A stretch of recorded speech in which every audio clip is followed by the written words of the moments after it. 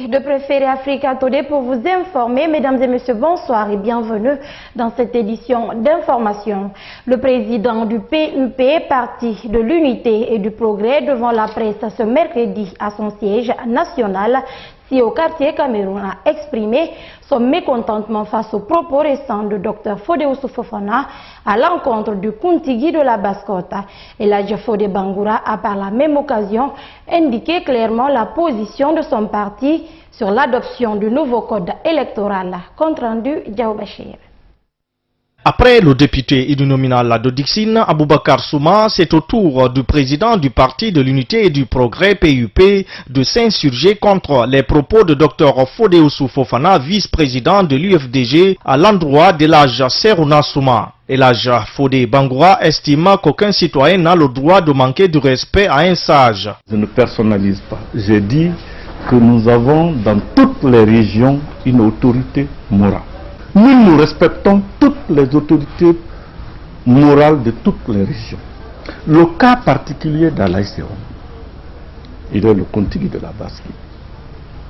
Nous estimons qu'aucun fils de la Basse-Côte ou d'une autre région ne doit l'insulter. Nous sommes contre. On est opposés. Abordant la situation sociopolitique du pays, le numéro 1 de l'ancien parti champion s'est naturellement exprimé sur l'adoption du nouveau code électoral récemment voté par une majorité des députés. Pour Elhadji Fodé Bangoura, ce vote est tout simplement anticonstitutionnel. Pour nous, c'est anticonstitutionnel.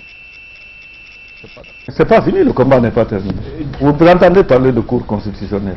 Une minute de silence observée à la mémoire des victimes des manifestations du 20 février dernier a mis fin à cette rencontre entre les militants et sympathisants du PUP. Le conseil d'administration du Fonds de développement économique et social, FEDES, a tenu sa première réunion ce mercredi à Conakry. À l'issue de la rencontre, un bureau de 11 membres a été mis en place pour 3 ans. Ce conseil est chargé de définir l'organe d'orientation du FEDES, son approbation et la mobilisation des ressources en vue de financer les petites et moyennes entreprises. Le FEDES est également un instrument de lutte contre la pauvreté. Alcine Diallo. Le Fonds de développement économique et social est un instrument de mise en œuvre du Plan national de développement économique et social PNDS.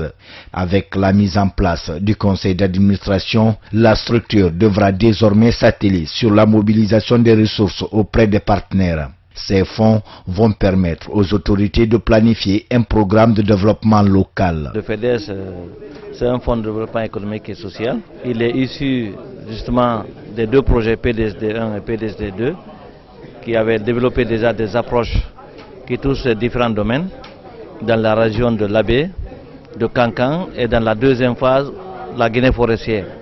C'est suite donc au développement de toutes ces expériences et avec l'accompagnement de la Banque africaine de développement que le Fonds de développement économique et social a été créé. La création de ce fonds, il s'est appuyé sur des expériences développées dans différents pays et qu'on a essayé d'adapter aux conditions guinéennes. C'est pourquoi on dit qu'il est généraliste et il est fêtier. Le FEDES se veut généraliste parce qu'il développe une gamme d'activités qui répondent aux besoins des populations dans le cadre de la réduction de la pauvreté. Il est également fêtier parce qu'il peut canaliser les ressources mobilisées, a ajouté Dr Diao Baldé. Mais quel sera le rôle du conseil d'administration du FEDES? Le conseil d'administration a un rôle d'orientation stratégique au niveau de la direction et puis en même temps de validation des documents, que ce soit le programme d'activité du budget, les dons et les legs, les emprunts. Et le fonds s'est également amené à jouer le rôle de mode, c'est-à-dire qu'avoir des contrats de rétrocession par exemple des prêts, et le conseil d'administration devrait en fait approuver l'ensemble de ces documents et surtout accompagner le fonds, le FEDES, l'équipe du FEDES dans la mobilisation des ressources. Avec 11 membres issus de différents départements ministériels, les tâches qui attendent le nouveau bureau sont énormes. Pour la ministre du Plan et de la coopération internationale, la route est certes longue, mais avec la volonté, tout ira pour le mieux. Il nous revient à nous maintenant de faire en sorte que le fonds grandisse et qu'il soit efficace et qu'il permette de mobiliser d'autres partenaires pour contribuer à son financement. Cela se fera avec le sérieux que vous allez apporter dans la gestion de ce fonds. Et pour le sérieux pour lequel je n'ai aucun doute quand je regarde la liste des membres du conseil d'administration, je ne peux être que contente et fière. Le Fonds de développement économique et social a été créé par un décret du président de la République, professeur Alpha Condé, au mois de mai dernier. Un nouveau document cadre axé sur l'Observatoire national de la jeunesse a été validé ce mercredi à Conakry. C'est un programme d'appui institutionnel et réglementaire composant 3 du projet Booster les compétences pour l'employabilité des jeunes. L'initiative est du gouvernement guinéen sur financement de la Banque mondiale. Explication au Marceau.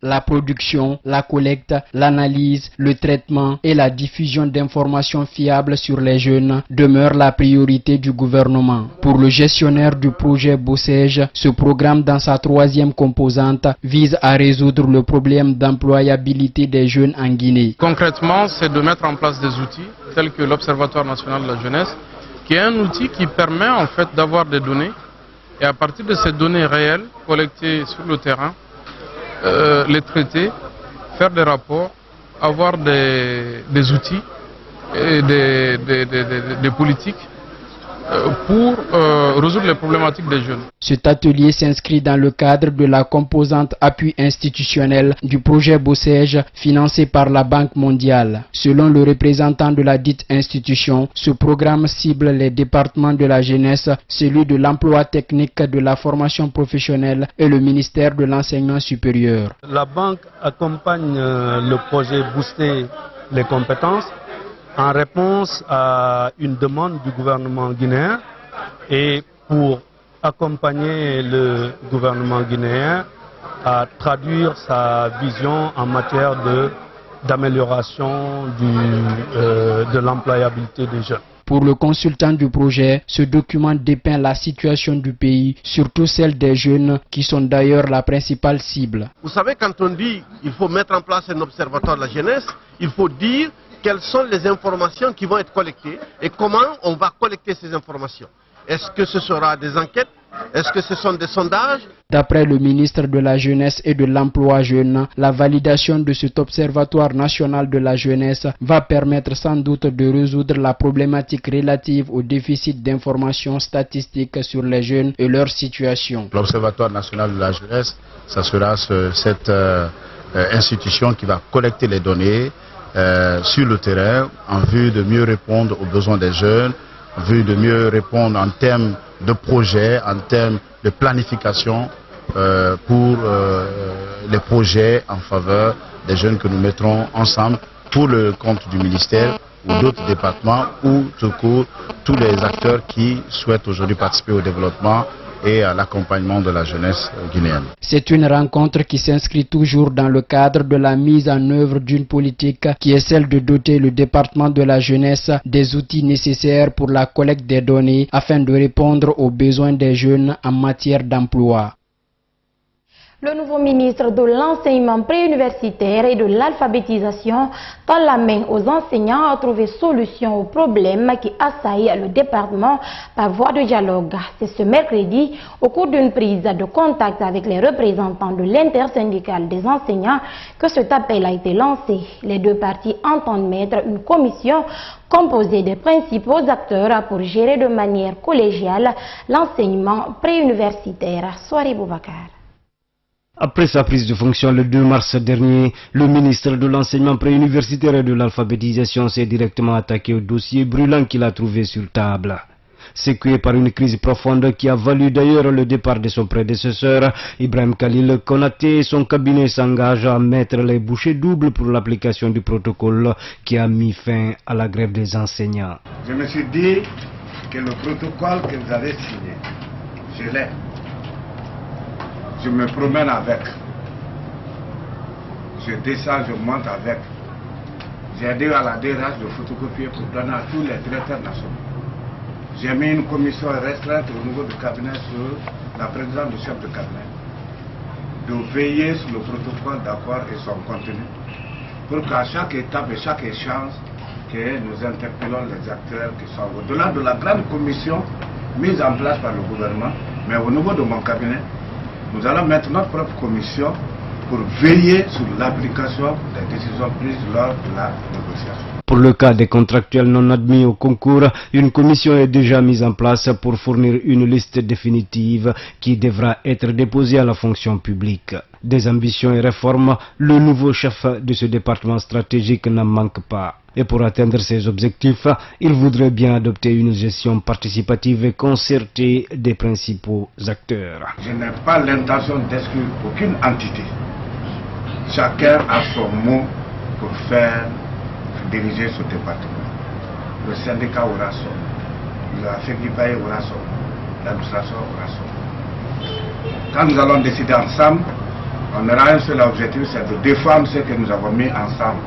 Une ouverture que l'intersyndicale trouve salutaire et s'engage à jouer pleinement sa partition pour le bon fonctionnement du système éducatif guinéen. Par la voix de leur porte-parole à cette rencontre, les syndicalistes souhaitent. Nous sommes à votre disposition. Nous souhaitons que le plus tôt qu'une commission soit mise en place pour qu'on puisse voir ensemble qu'est-ce qui va et qu'est-ce qui ne va pas au sein de la maison. Et qu'ensemble, qu'on trouvions des solutions. N'attendons pas que ça brûle et qu'on vienne avec un seau percé pour pouvoir éteindre le feu. Lorsqu'une maison brûle, le seau est percé, vous mettez de l'eau là-dedans pour pouvoir éteindre l'incendie, c'est que vous voulez vous moquer des gens. Les syndicalistes, en réitérant leur disponibilité à accompagner le département, ils lui ont rappelé qu'il serait très tôt de l'apprécier car ils attendent beaucoup d'actes concrets de sa part. La Commission nationale de réflexion sur l'éducation en Guinée a présenté ce mercredi 15 mars 2017 les conclusions du rapport synthèse issu du diagnostic global fait sur le système éducatif guinéen. Après 8 mois de concertation avec toutes les parties prenantes, la CNRE propose des réformes. Le compte-rendu est signé Aïssata Fofana. Il s'agit d'un document de 196 pages dans lequel se trouvent compilés les dysfonctionnements qui minent actuellement le système éducatif guinéen. D'après le diagnostic établi par la Commission nationale de réflexion sur cette question, il ressort que l'éducation guinéenne est malade depuis 2 décennies. Toutes les études réalisées sur le système éducatif guinéen, aussi bien par les experts des ministères et du gouvernement que par leurs partenaires nationaux et étrangers, arrive à la même conclusion. Depuis plus de 2 décennies, le système éducatif guinéen se caractérise par un retard considérable, aussi bien du point de vue de sa performance globale qu'en termes de qualité, d'équité, d'efficience, d'efficacité et de gouvernance. Cette situation d'ensemble est marquée par un manque de cohérence entre les différents paliers du système éducatif. Cette situation a pour résultat le cloisonnement entre les différents ordres d'enseignement, une faible coopération et une faible gestion commune des questions transversales, comme par exemple la gestion du flux des élèves, l'harmonisation des filières aux différents niveaux du système, la définition des passerelles, l'organisation des examens et le diplôme qui en résulte. C'est pourquoi, depuis sa mise en place en 2016 par le décret numéro 327, le 14 novembre dernier, la CNRE a multiplié des séances de travaux pour remédier à cette problématique. À l'issue de 8 mois de concertation avec le chef de l'État, mais aussi avec toutes les parties prenantes impliquées dans la réforme de l'éducation guinéenne, la Commission nationale de réflexion propose des pistes de solutions. Révisiter, actualiser et harmoniser les textes régissant le système éducatif en les mettant en cohérence avec les lois, codes et décrets de la gouvernance institutionnelle et socio-économique. Cela concerne notamment le renforcement de la législation de l'enseignement privé dans les différents secteurs en réservant à l'État le monopole de la formation pour les secteurs de la santé et de l'éducation. Le rattachement du préscolaire au MEPUA, la création d'une direction nationale de l'alphabétisation au sein du MEPUA, la création d'un office du baccalauréat, la révision du mode de gestion et d'attribution des bourses d'études et d'entretien, l'application du principe de gratuité du système éducatif pour les enfants de 3 à 16 ans. 32. Mettre en place 5 pôles d'excellence dans les domaines suivants: mines, énergie, agriculture, environnement, NTIC. 33. Prioriser la question enseignante par l'amélioration des conditions de vie et de travail des enseignants, le renforcement des capacités des institutions de formation des formateurs, la réactualisation du mode de recrutement à la fonction publique, de promotion, de formation continue et de déploiement pour le corps du secteur éducatif. Cette réforme proposée par la CNRE permettra, selon ses concepteurs, de qualifier le système éducatif du pays, mais aussi d'améliorer les conditions de vie et d'études des encadreurs et apprenants. Une rencontre d'échange et de partage d'idées a eu lieu ce mercredi entre les organisations socio-professionnelles et les acteurs publics et privés à Conakry. Objectif, mettre en place une plateforme de proposition pour conduire et orienter les réformes que l'administration doit utiliser pour améliorer le climat des affaires en Guinée. C'est une initiative du secrétariat permanent du dialogue public-privé en collaboration avec le ministère de l'Industrie, des petites et moyennes entreprises et de la promotion du secteur privé. Moussa Sefa Kamara. Une rencontre qui a mobilisé une trentaine d'organisations de la société civile, les acteurs publics et les partenaires financiers. C'est pour mettre en place toutes les structures devant permettre à la Guinée d'avoir un dialogue public-privé fructueux et porteur de croissance que cette rencontre est initiée. Pour réussir ce pari, les parties prenantes doivent bâtir un forum intitulé Guinée Business, qui sera une interface entre l'administration et le secteur privé.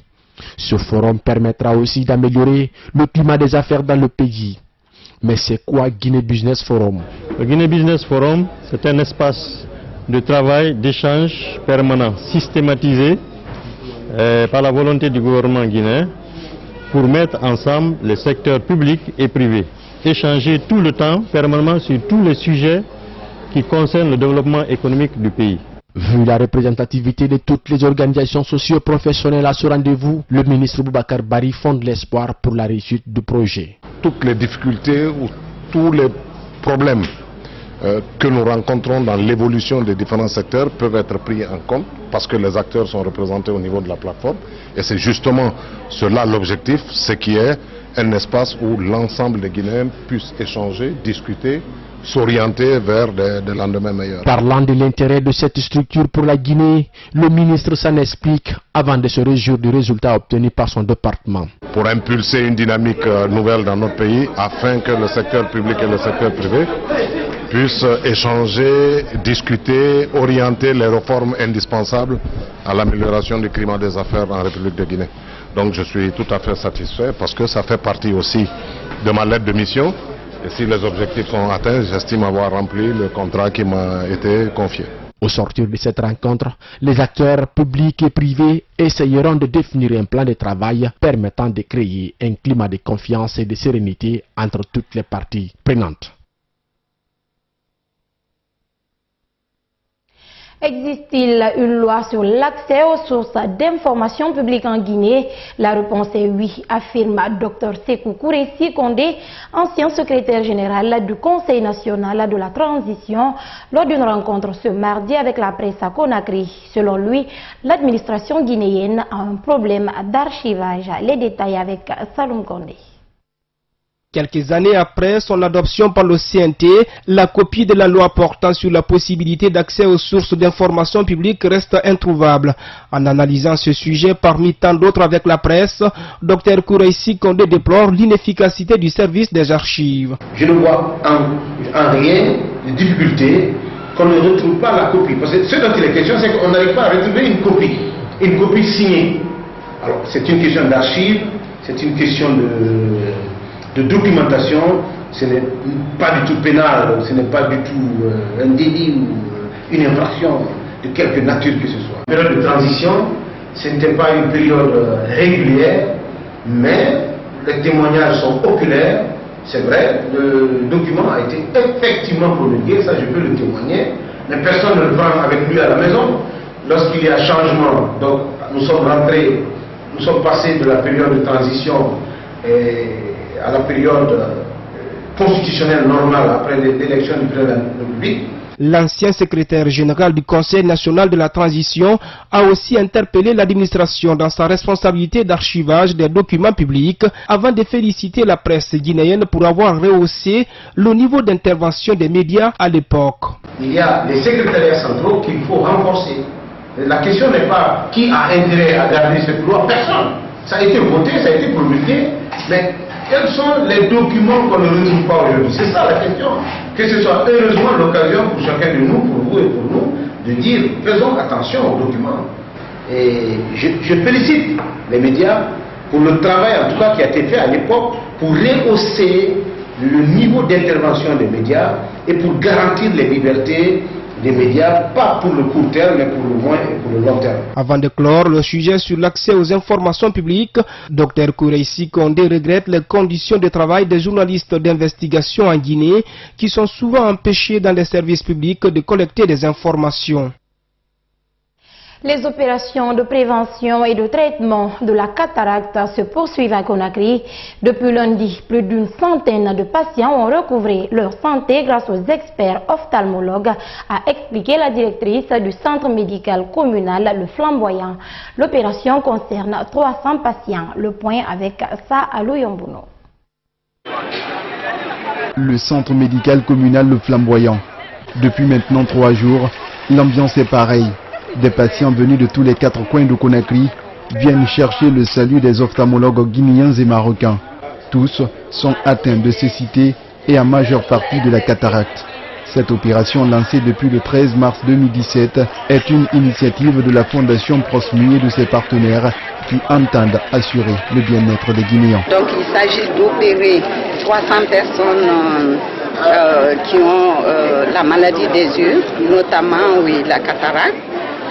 Disons que les commentaires sont insignifiants par rapport à l'engouement, à ce qui se passe ici. Après 3 jours, l'affluence reste de taille. Plus d'une centaine de personnes ont été sauvées, nous laisse croire la directrice de ce centre médical. Nous leur remercions infiniment parce qu'il y a des gens qu'on a opérés ici qui ne voyaient pas du tout, qui pensaient qu'ils étaient complètement aveugles. Mais on les a opérés. Avant-hier, hier, ils ont enlevé le pansement, ils ont vu que le monde est beau. Ils ont vu que le monde est beau. Donc, nous la remercions son époux. La Prosmi et ses partenaires comptent élargir cette opération aux autres villes de l'intérieur du pays. Bon, effectivement, la Première Dame nous a suggéré avec pertinence d'aller dans les zones qui sont les plus touchées par cette maladie de la cataracte. Et effectivement, ces zones sont plutôt à l'intérieur du pays. Cela pose des défis logistiques, mais la Fondation Proxmi est extrêmement désireuse de tout mettre en œuvre avec nous pour pouvoir effectivement arriver à se déplacer hors de Conakry et d'aller vraiment impacter les gens là où ils se trouvent. Pour les patients guéris, les mots manquent certes, mais les bénédictions, elles, ne tarissent pas.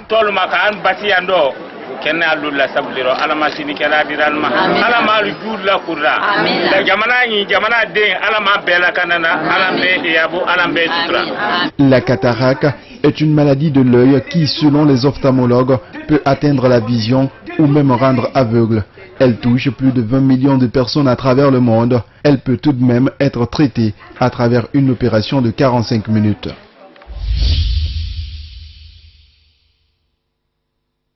Direction Syrie pour ce triste anniversaire. Ce 15 mars marque les 6 ans de début de la guerre en Syrie. D'après un décompte de l'Observatoire syrien des droits de l'homme, le conflit a fait au total 320 000 morts, 5 millions de réfugiés et symbole de ce pays déchiré, Alep, la deuxième ville de Syrie, une cité dévastée par les combats, par les bombardements, une ville où survivent les enfants qui n'ont connu que la guerre. Suivez. Dans les ruines des quartiers est d'Alep, chaque jour Ibrahim, 6 ans, et Hassan, 8 ans, parcourent les décombres. On va mettre ça là-bas. À la recherche de tout ce qui pourrait leur rapporter un peu d'argent. Prends surtout les plastiques, ok? Les plastiques, mais aussi ces piles. Je vais les vendre pour qu'on puisse s'acheter de la nourriture. Les 2 cousins vivent à quelques rues de là, dans une famille ruinée par la guerre, et qui dit ne pas avoir le choix malgré le danger pour les enfants. Il pourrait y avoir des munitions qui n'ont pas explosé ou des mines qui n'ont pas encore été trouvées. Non, tout va bien. L'armée syrienne nous a dit qu'elle avait tout déminé, il n'y a pas de problème. Comme eux, 6 millions d'enfants syriens dépendent de l'aide alimentaire, affirme l'UNICEF. Les 2 tiers seraient même obligés de travailler et n'auraient que très peu fréquenté l'école depuis 6 ans. À Alep-Est, beaucoup d'entre elles ont d'ailleurs été détruites par les bombardements. Un mort et puis des écoles fermées, des avions cloués au sol. On a beaucoup parlé de l'alerte Stella aux États-Unis, mais cette gigantesque tempête de neige a surtout fait beaucoup de dégâts au Canada. Une victime donc Ontario et le chaos sur les routes. Regardez. Une véritable macédoine de véhicules sur l'autoroute 10. Et ce n'était pas terminé. Vraiment pas terminé. Une autre voiture arrive à plein tube, manquant de peu d'écraser ces 2 personnes. Petit miracle, il n'y a eu seulement que quelques blessés légers. Sur l'autoroute 401 au sud d'Ottawa, près d'Émile-Île, un tronçon d'une vingtaine de kilomètres a été complètement fermé après une série de collisions impliquant une trentaine de véhicules. Le secteur avait été évacué à cause de ce camion qui transportait une matière dangereuse. Au total, 29 patients ont été reçus à l'hôpital général de Kingston. Et pour une bonne partie de la fin de soirée, les équipes de nettoyage étaient à pied d'œuvre. Un peu partout au Québec, le blizzard a causé bien des maux de tête, des fermetures d'écoles et des problèmes de circulation. Un dernier coup dur à quelques jours du printemps, les avis sont partagés. Moi, ça me met un bon tabarnouche. Ça me déprime également. Et en fait, j'ai pas le goût de rien faire. Ça, il va faire beau bientôt, là. C'est question d'eau. Ça va tout fondre, fait qu'on devrait être correct. L'Est des États-Unis a été le premier à subir la tempête. Des conditions de route difficiles, d'importantes chutes de neige et des fermetures massives d'écoles. De quoi aussi causer toute une commotion dans les aéroports où plus de 7000 vols ont dû être annulés. Petit conseil pour les résidents de l'Est canadien, ne mettez pas la pelle de côté tout de suite, car c'est très loin d'être terminé.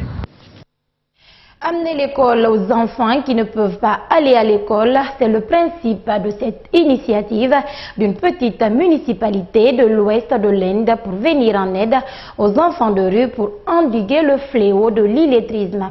À Tané, les cours ont lieu dans une salle de classe aménagée dans un conteneur. Suivez. Une école comme toutes les autres, ou presque. Un ancien conteneur en réalité, aménagé sous un pont en plein cœur de la ville de Tané dans l'état du Maharashtra, en Inde.